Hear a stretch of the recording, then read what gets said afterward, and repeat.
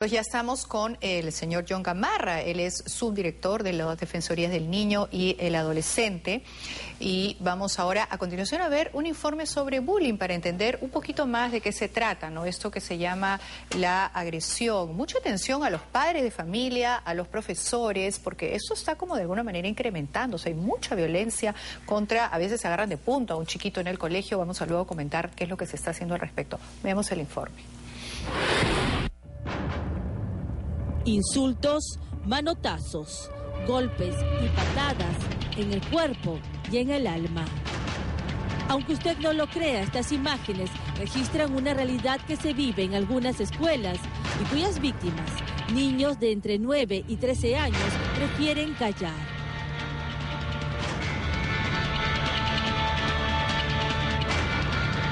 Se trata del bullying o acoso escolar, una forma de maltrato psicológico, verbal o físico, producido entre los propios escolares de forma reiterada.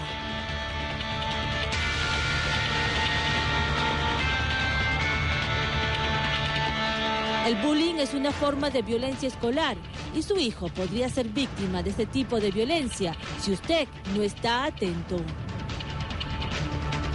El bullying busca intimidar, opacar, reducir, someter, aplanar, amedrentar y consumir emocional e intelectualmente a quien lo sufre.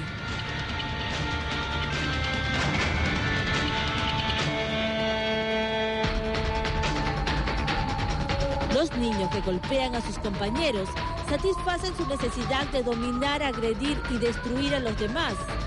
El acosador escolar, quien no necesariamente padece alguna enfermedad mental o trastorno de la personalidad, presenta algún tipo de psicopatología.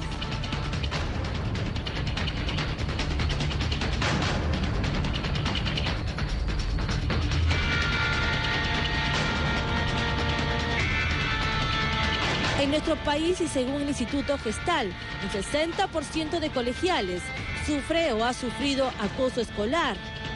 Cuidado con nuestros hijos.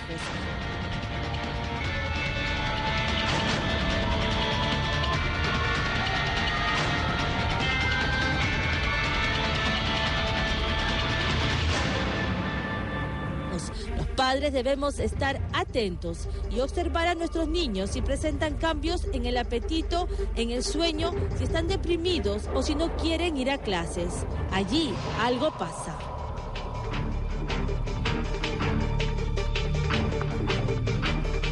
Podrían estar siendo maltratados.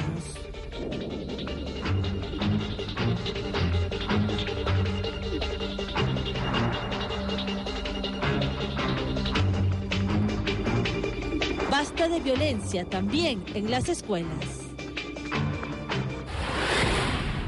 Bien, estamos con John Gamarra, como les dije, subdirector de Defensorías de la Niña, Niño y Adolescente. John, de repente, explicar un poco en qué consiste esto del bullying.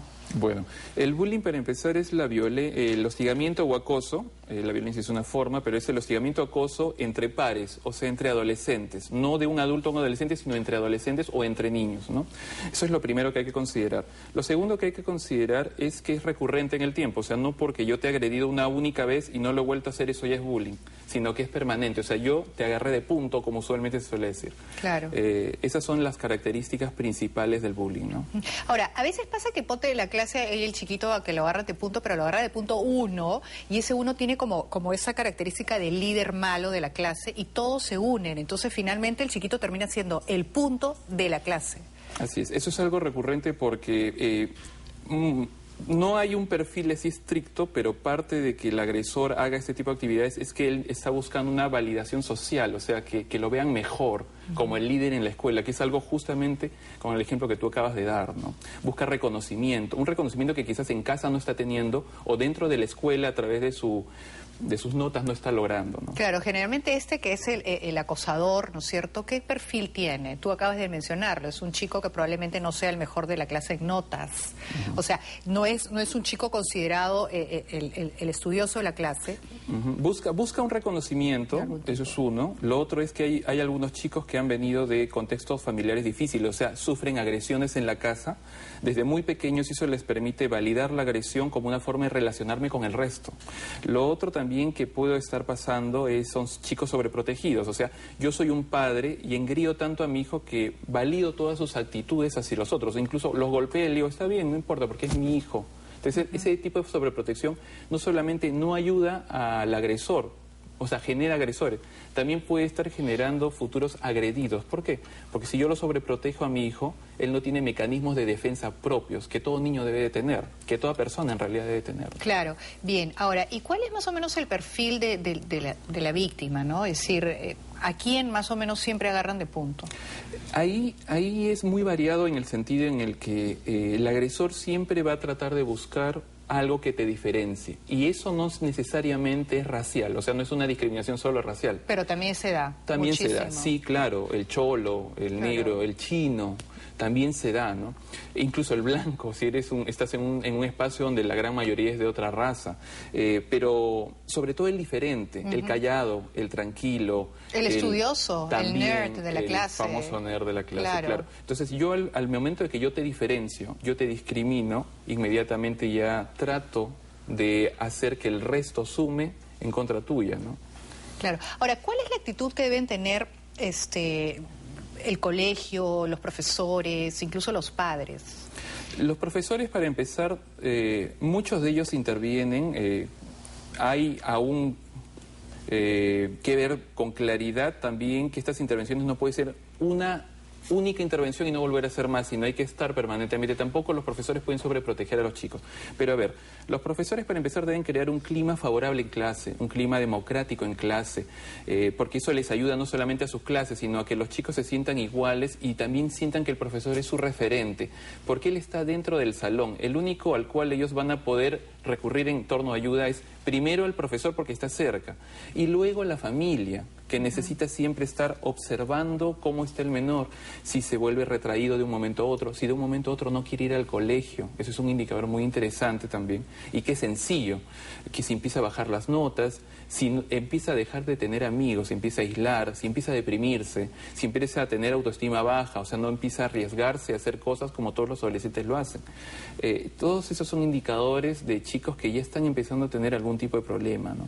Ahora, a veces pasa también que en los colegios los padres de familia se enteran que su hijo está siendo víctima de bullying bastante tarde. Es como que hay como que los profesores, o a veces en muchos colegios se permite, ¿no? Se tolera una cierta violencia. De repente los profesores no se dan cuenta, sucede en el patio, por decirte, ¿no? Ahí pasan dos cosas. Puede ser realmente algo como tú dices, que el docente puede preferir no entrar a ese tema porque le parece complejo, no sabe con qué herramientas entrar exactamente a participar para tratar de resolver una violencia entre chicos, puede ser. Lo otro es que este problema es muy antiguo. O sea, en realidad nosotros mismos hemos visto chicos que han estado incurriendo en hechos de bullying, pero antes no eran temas de estudio. Esa es la gran diferencia.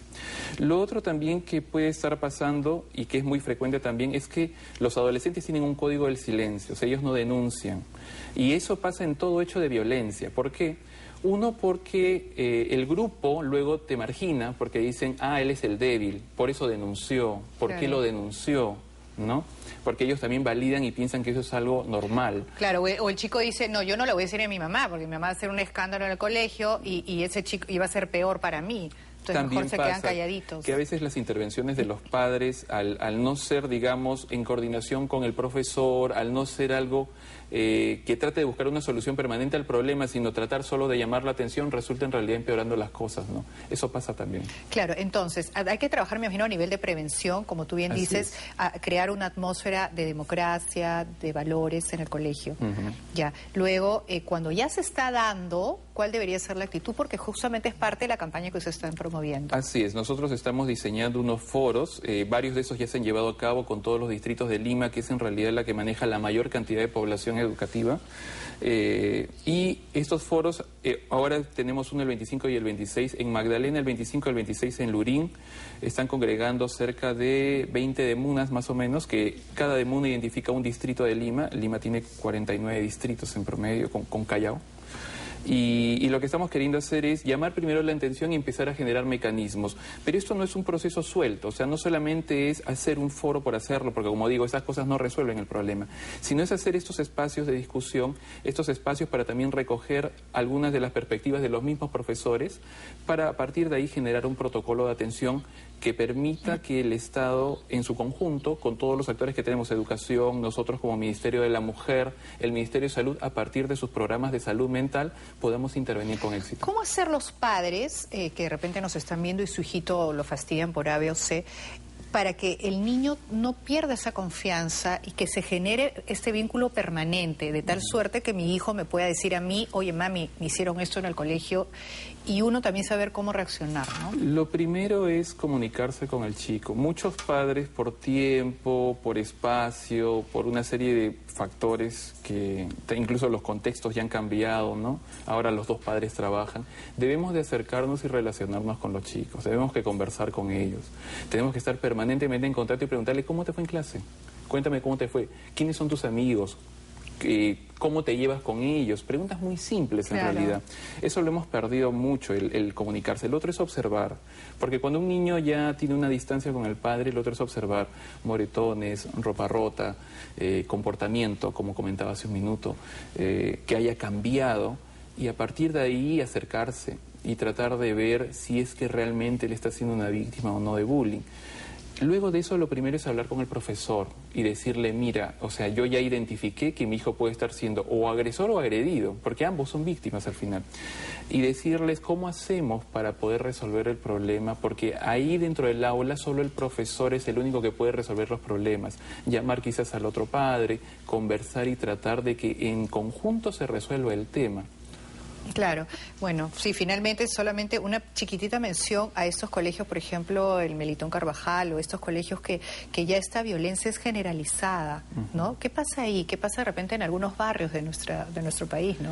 Los contextos difíciles lo único que hacen es que se perviertan los valores de los chicos, los adolescentes, los niños. Cuando ven que robar o mentir es algo normal, ellos lo copian, lo hacen, eso es algo recurrente. Lo que pasa con los colegios que tienen ya estos problemas y son frecuentes que son en estos esta problemas, fama, que salen siempre en los noticieros, que tienen bandas organizadas. Básicamente es porque vienen de contextos difíciles, familiares y sociales. O sea, son familias que no han logrado dentro de su ámbito tener una serie de valores mínimos para que el menor crezca con ellos, pero también tienes un barrio que no apoya. O sea, cuando él sale, encuentra los mismos valores pervertidos y los lleva simplemente a copiarlos en la escuela, ¿no? Bien, bueno, muchísimas gracias, John. Me parece muy, muy interesante esta campaña que están haciendo. Ojalá que tenga éxito y bueno, desde acá siempre dispuestos a apoyarlos. Muchas gracias a ustedes. Saludos de parte de nuestra ministra Aida García Naranjo, ministra de la Mujer.